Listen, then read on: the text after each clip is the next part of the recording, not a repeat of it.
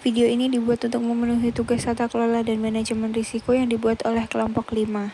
Kami mengambil materi dari buku Fundamental of Risk Management, Understanding, Evaluating, and Implementing Effective Enterprise Risk Management edisi ke-6.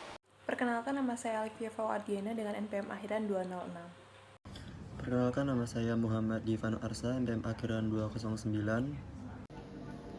Perkenalkan, nama saya Imam Muzaki dengan NPM akhiran 219.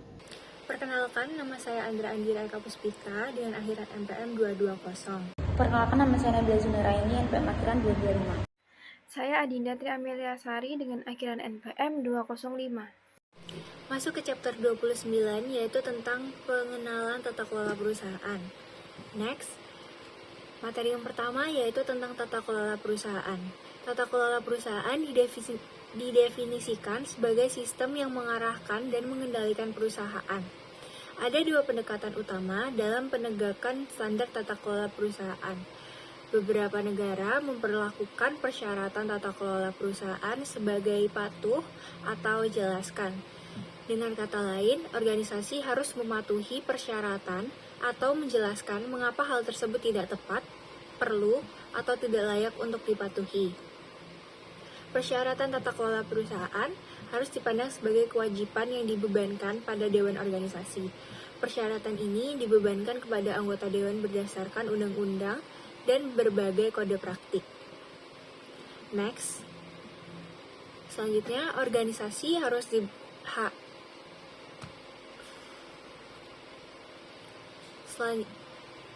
Selanjutnya, organisasi harus membentuk komite-komite yang sesuai dengan kerangka acuan dan keanggotaan masing-masing komite yang telah ditetapkan, yang dapat dibentuk sebagai subkomite dewan. Laporan mengenai standar tata kelola perusahaan, kekhawatiran, dan aktivitas harus diterima pada setiap rapat dewan, dan laporan ini seringkali dipresentasikan oleh sekretaris perusahaan. Komite tersebut dapat mencakup komite manajemen risiko, komite audit, komite pengungkapan, komite nominasi, dan komite remunerasi. Next, masuk ke materi prinsip tata kelola perusahaan OECD.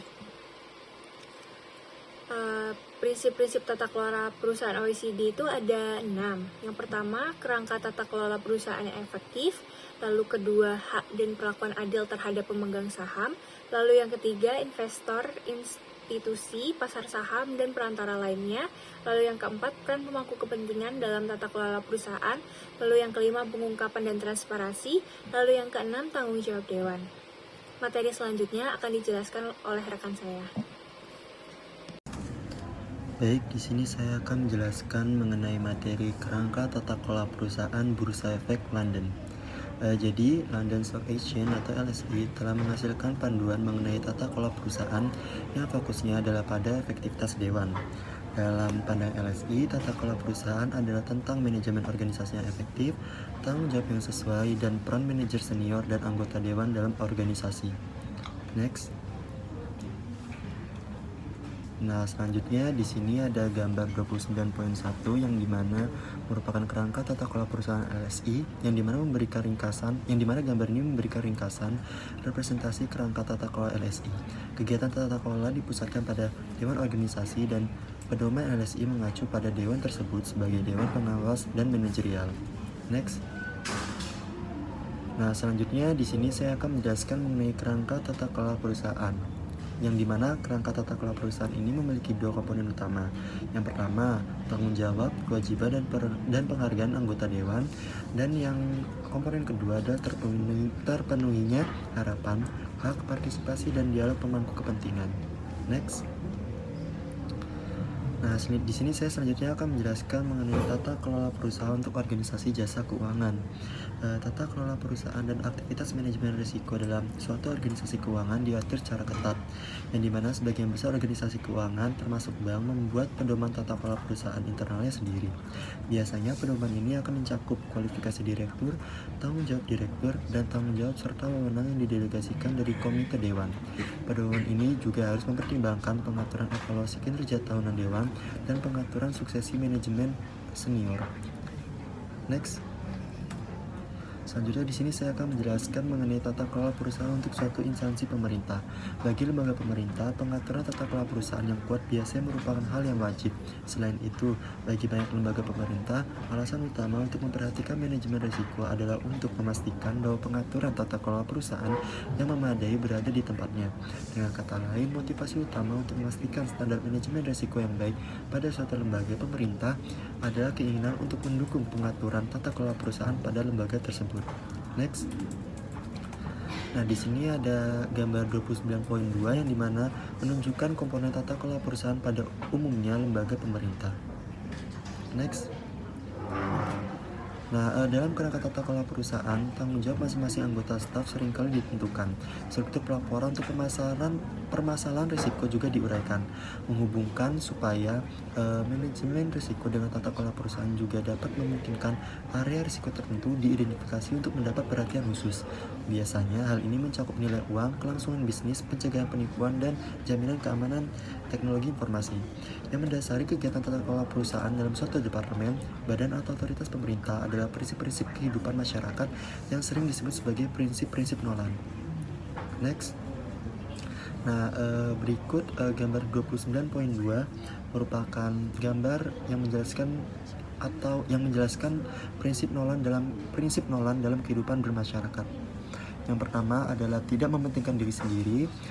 Yang kedua adalah integritas, yang ketiga ada objektivitas, yang keempat ada akuntabilitas, yang kelima ada keterbukaan, yang keenam ada kejujuran, dan yang ketujuh ada kepemimpinan. Baik, untuk materi selanjutnya akan dijelaskan oleh rekan saya, yaitu mengenai evaluasi kinerja Dewan. Jadi Dewan mempunyai tanggung jawab keseluruhan terhadap organisasi dalam hal menetapkan strategi dan memastikan tata kelola yang memuaskan. Evaluasi kinerja Dewan merupakan bagian yang sangat penting dari pengaturan tata kelola perusahaan untuk organisasi manapun.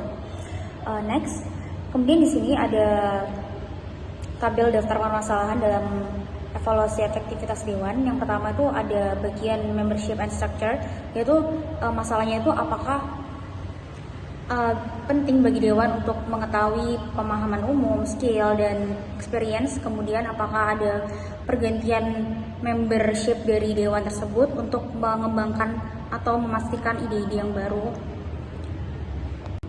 Next, operational risk management. Jadi operasional risiko itu dapat dianggap sebagai jenis risiko yang akan mengganggu aktivitas normal sehari-hari dan merupakan bagian dari aktivitas, proses, dan pengendalian yang menjalankan aktivitas utama suatu organisasi. Tujuan utama dari manajemen risiko operasional yang baik adalah untuk membangun ketahanan operasional dan keandalan proses. Prinsip-prinsip dalam dokumen ini untuk bank mencakup tata kelola, lingkungan, manajemen risiko, teknologi informasi dan komunikasi, perencanaan kelangsungan usaha, dan peran pengungkapan. Next. Selanjutnya materi yang akan saya bahas adalah tentang definisi resiko operasional. Hal khusus mengenai resiko operasional bagi lembaga keuangan adalah tingkat resiko operasional perlu diukur, karena tingkat resiko harus ditutupi oleh model yang tersedia dalam lembaga tersebut. Hal ini menyebabkan keharusan bagi bank untuk menurunkan tingkat resiko operasional ke tingkat rendah yang hemat biaya. Resiko operasional pada awalnya didefinisikan sebagai segala bentuk resiko yang bukan merupakan resiko pasar atau resiko kredit. Definisi yang tidak tepat ini digantikan oleh Basel II dengan definisi resiko operasional sebagai resiko kerugian akibat tidak memadai atau gagalnya proses internal, manusia, dan sistem, atau dari peristiwa eksternal. Next. Definisi Basel II mencakup resiko hukum, namun tidak mencakup resiko strategis dan reputasi. Jenis resiko yang terkait dengan definisi Basel II antara lain sebagai berikut. Yang pertama, penipuan internal, termasuk penyelewengan aset, penghindaran pajak, dan penyuapan. Yang kedua, penipuan eksternal, termasuk pencurian, peretasan, dan pemalsuan. Yang ketiga, praktik ketenagakerjaan dan keselamatan tempat kerja. Yang keempat, klien, proyek, dan praktik bisnis. Yang kelima, kerusakan pada aset fisik. Yang keenam, gangguan bisnis dan kegagalan sistem. Yang terakhir, eksekusi, pengiriman, dan manajemen proses. Namun terdapat juga pengakuan bahwa risiko operasional adalah istilah yang memiliki beragam arti dan bahwa lembaga keuangan tertentu menggunakan istilah yang berbeda atau definisi yang lebih luas. Next. Selanjutnya adalah penjelasan tentang 12 prinsip praktik yang sehat dari Komite Basel Perbankan Pengawasan adalah sebagai berikut. Prinsip yang pertama, budaya risiko, memberikan penekanan pada manajemen senior untuk menerapkan budaya risiko yang kuat dan merekomendasikan bahwa kode etik harus ditinjau dan disetujui oleh Dewan. Dibuktikan oleh karyawan, penerapannya diawasi oleh Komite Etika Senior dan tersedia untuk umum. Praktik Prinsip yang kedua, kerangka kerja manajemen risiko operasional. Merekomendasikan kepada Dewan Direksi dan Manajemen untuk memahami sifat dan kompleksitas risiko yang melekat dalam sistem mereka. Prinsip yang ketiga, Dewan Direksi menerapkan tanggung jawab Dewan untuk memastikan kepemilikan oleh manajemen risiko. Prinsip yang keempat, selera risiko. Merekomendasikan bahwa selera risiko operasional harus mudah dikomunikasikan dan dipahami. Hal ini harus dengan jelas mengartikulasikan motivasi untuk mengambil atau menghindari jenis risiko tertentu.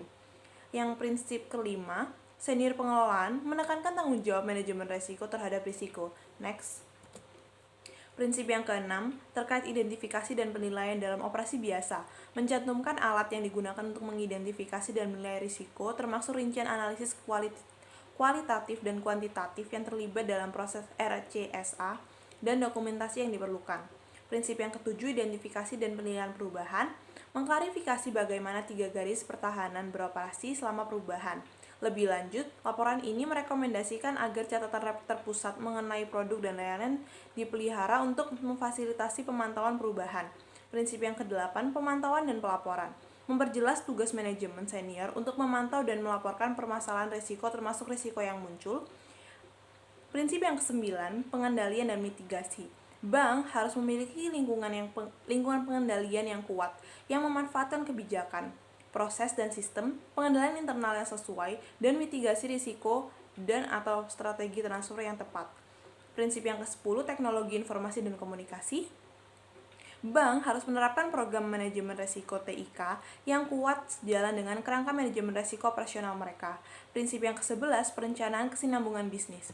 Bank harus mempunyai rencana kesinambungan untuk memastikan kemampuan mereka untuk beroperasi secara berkelanjutan dan membatasi kerugian jika terjadi gangguan bisnis yang parah. Prinsip yang terakhir terkait pengungkapan. Pengungkapan bank kepada publik harus memungkinkan pemangku kepentingan untuk menilai pendekatan bank terhadap manajemen risiko operasional dan exposure risiko operasionalnya. Next. Selanjutnya adalah materi terkait pengukuran risiko operasional. Menyajikan tabel berikut ini adalah untuk menyajikan contoh risiko operasional yang dihadapi oleh bank atau lembaga keuangan. Terkait definisi kategori acara, ada penipuan internal yang dimana kerugian akibat penipuan penyelewengan atau mengakibatkan peraturan oleh pihak internal. Penipuan eksternal, kerugian karena penipuan penyelewengan atau pengabaian peraturan oleh pihak ketiga. Yang ketiga ada kerugian karyawan yang menimbulkan dikarenakan cedera atau ketidakpatuhan terhadap undang-undang ketenagakerjaan. Yang keempat, kerugian yang ditimbulkan karena kegagalan memenuhi kewajiban profesional kepada klien. Yang kelima, aset fisik, kerugian yang ditimbulkan akibat kehilangan atau kerusakan aset fisik. Yang keenam, terkait kerugian sistem yang timbul akibat Next. Yang keenam adalah kerugian sistem yang timbul akibat terganggunya bisnis atau kegagalan sistem. Yang ketujuh, proses kerugian akibat kegagalan pemrosesan transaksi atau manajemen proses. Next. Yang terakhir adalah materi tentang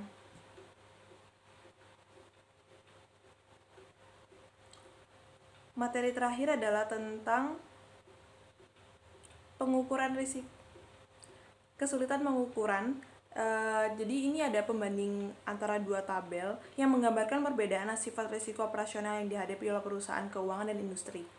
Yang pertama, pada bidang keuangan, kesalahan kebanyakan muncul ketika orang mencapai batas mentalnya, sedangkan di industri kesalahan sebagian besar disebabkan oleh orang yang mencapai batas fisiknya. Yang kedua, sistem sangatlah kompleks dan terdistribusi secara luas dan lingkungan hanya dapat dikelola sebagian, sedangkan di industri, orang-orang bekerja dalam hubungan yang relatif sederhana dan lingkungan sangat mudah dikelola. Yang ketiga, pencegahan kerugian berkaitan dengan keamanan nilai dan aset, sedangkan di industri, pencegahan kerugian terutama berkaitan dengan keselamatan fisik, perlindungan peralatan, dan menghindari kecelakaan. Yang keempat, ada pencegahan kerugian ditunjukkan untuk menghindari kerugian finansial, sedangkan pada industri, pencegahan kerugian ditunjukkan untuk menghindari terjadinya kerugian fisik terhadap orang atau peralatan dan atau pembuatan barang cacat Saya akan membahas tentang development in operational risk. Nah, sebelum mempertimbangkan perkembangan resiko operasional, perlu dicatat bahwa kekhawatiran terhadap resiko operasional yakni bersifat universal di semua organisasi.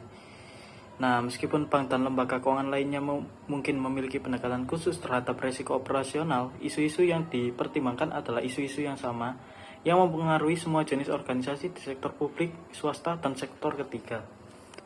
Nah, meskipun pendekatannya sama, meskipun permasalahannya sama, pendekatan yang dilakukan oleh bank dan lembaga keuangan lainnya bisa saja berbeda.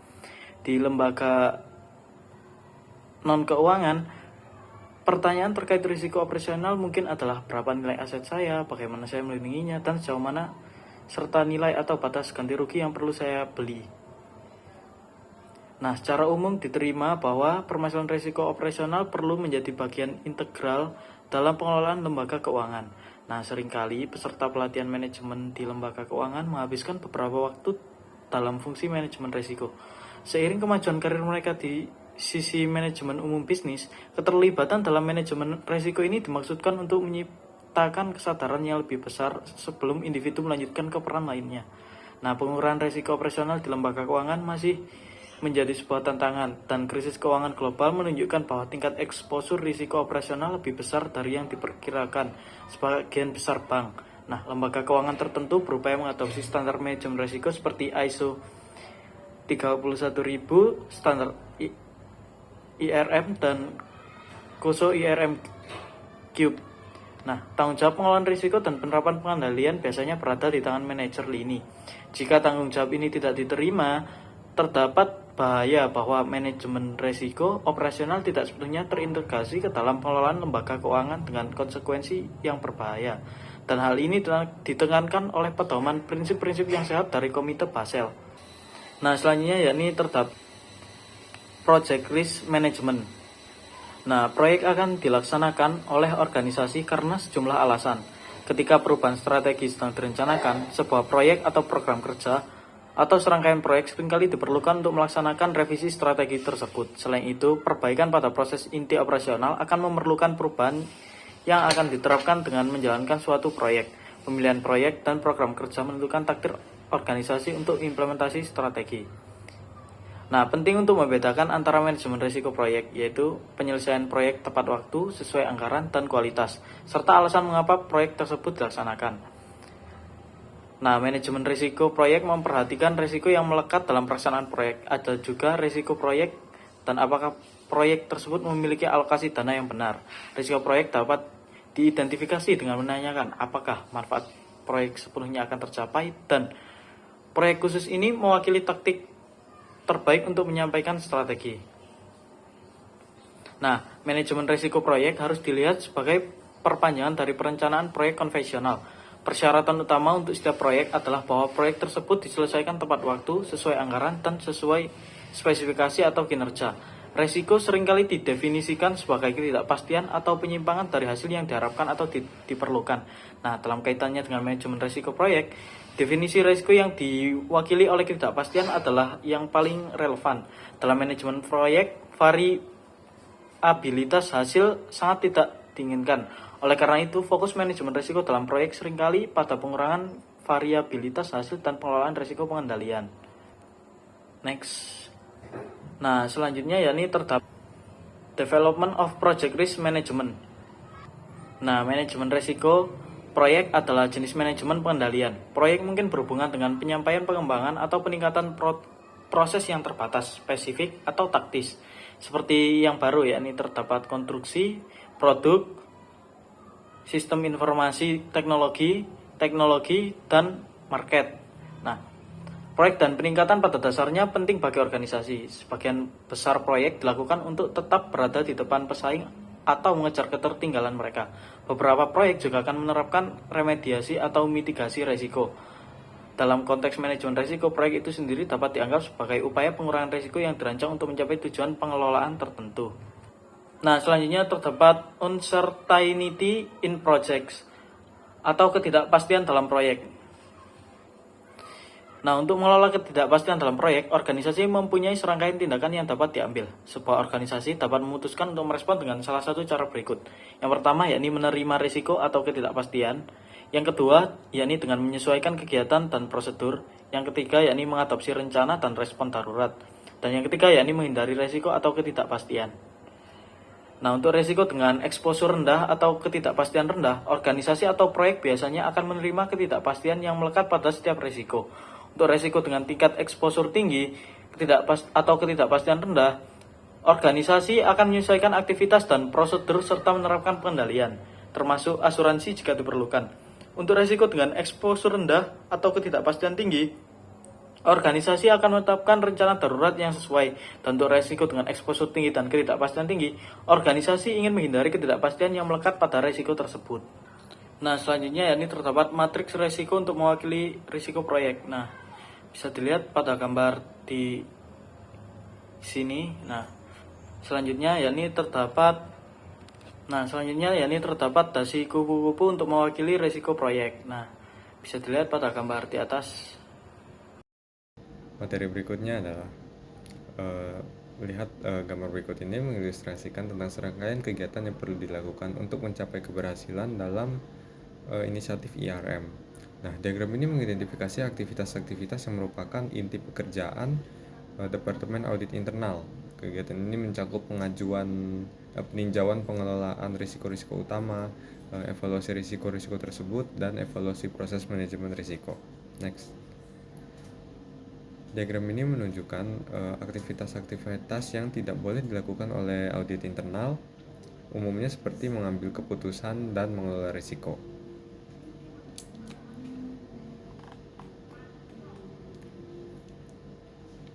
Seperti yang kita lihat dalam IRM, peran auditor internal terbatas dari memberikan kepastian dalam proses risk management, sehingga review manajemen dan risiko penting.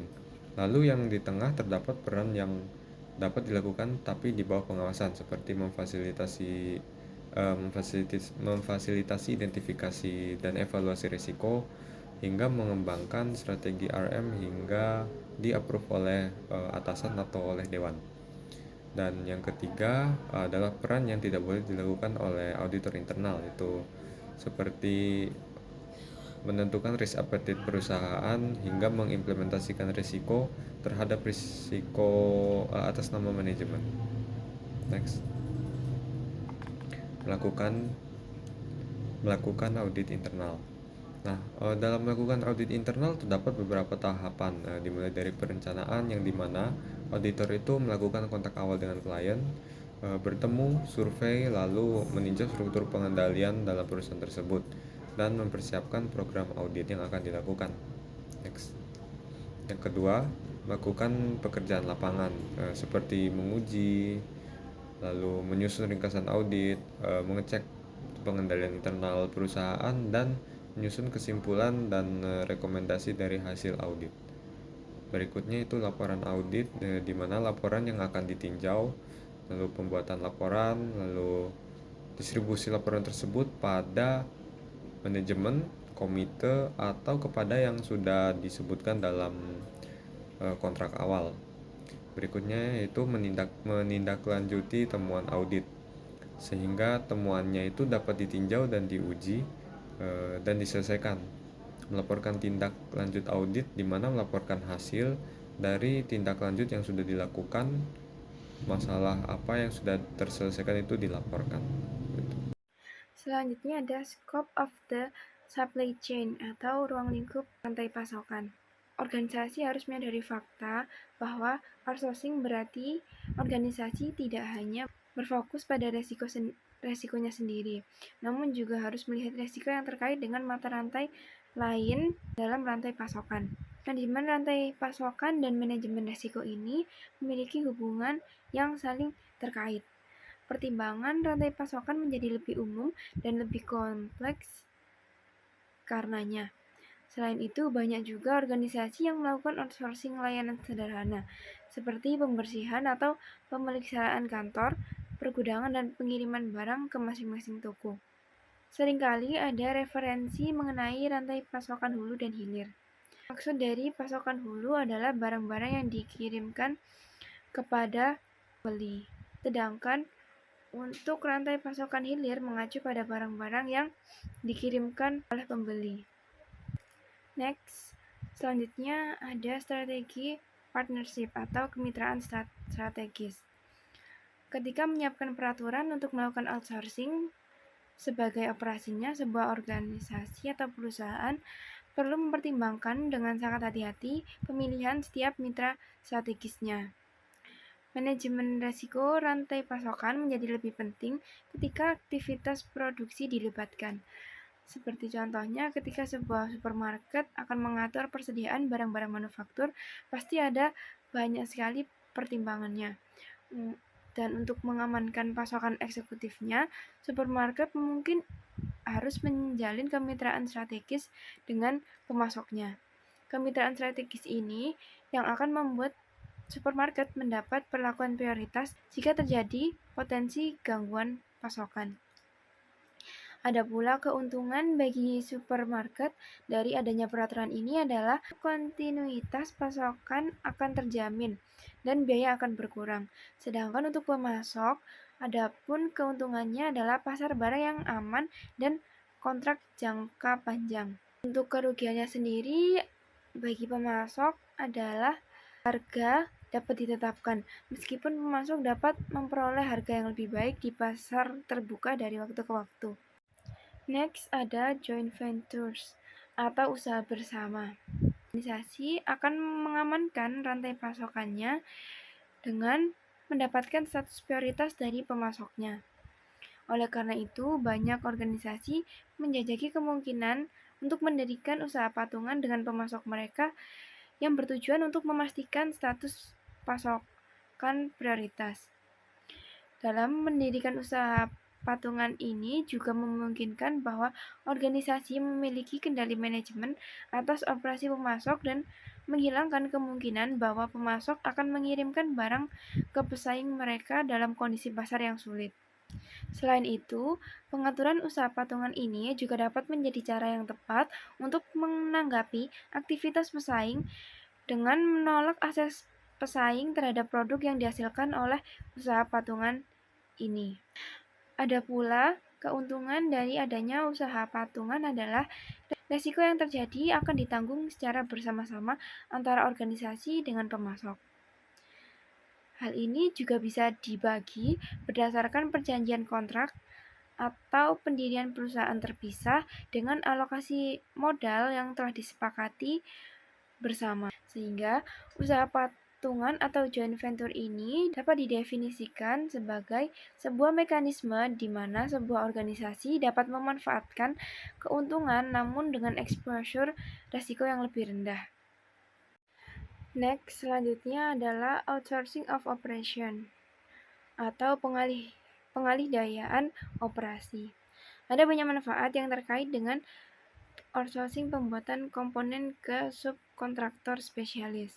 Namun, organisasi yang memutuskan untuk melakukan outsourcing ini perlu menyadari risiko dan penerapan pengendalian yang tepat. Seperti halnya pengalihan risiko, kontrak yang sesuai perlu dikembangkan dan dilaksanakan, di mana kontrak ini harus memberikan kejelasan mengenai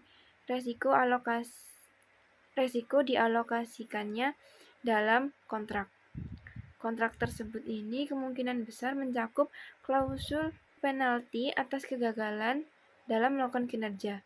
Namun kontrak yang juga mencakup ketentuan untuk memberikan imbalan atas kinerja yang luar biasa, memberikan rasa kerjasama yang lebih besar. Selain itu ada juga ruang lingkup kontrak outsourcing, yang dimana ruang lingkup ini harus mengatasi masalah-masalah seperti berikut. Yang pertama, ruang lingkup dan durasi pengaturan. Yang kedua, layanan yang akan diberikan dan pembatasan subkontrak. Dan yang ketiga, penetapan harga, struktur biaya, tingkat layanan, dan persyaratan kinerja. Pengalihan daya operasi ini biasanya juga dianggap sebagai mekanisme agar aktivitas non-inti dilakukan oleh kontraktor. Dan juga pengalihan ini dilakukan dengan tujuan untuk menghemat biaya. Namun juga bisa dilakukan agar pekerjaan dapat dilakukan oleh perusahaan spesialis. Next, selanjutnya ada resiko dan kontrak. Manajemen resiko merupakan komponen penting ketika menyimpan kontrak rantai pasokan atau memutuskan untuk melakukan outsourcing aktivitas tertentu. Kebutuhan akan kontrak terperinci antara organisasi dan pemasok layanan daya yang terlihat dari faktor-faktor yang merupakan sikap dan kompleksitas kontrak, yaitu yang pertama ada faktor tingkat resiko yang terkait dengan layanan yang dikontrak. Faktor kedua yaitu nilai kontrak penyediaan barang atau jasa, dan faktor yang ketiga ada faktor durasi dan ruang lingkup kontrak.